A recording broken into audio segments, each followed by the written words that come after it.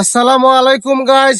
এখানে দেখতে পাচ্ছি তিনজন ছোট ভাই বসে আছে, তাদের ইন্টারভিউ নেওয়া হবে। দেখি তারা কি বলে। ভাই, তোমার নাম কি? উজ্জ্বল। তোমার বয়স কত ছোট ভাই? 18। তুমি প্রতিদিন ইনকাম করো কত? 5,000। তাই? তাহলে তুমি মাসে ইনকাম করো কত? এই 10-15 লাখ। কি বলে? তাহলে তুমি কাজ করো কি? মিথ্যা কথা বলি। হ্যাঁ হ্যাঁ, এটা কোনো কথা হইলো?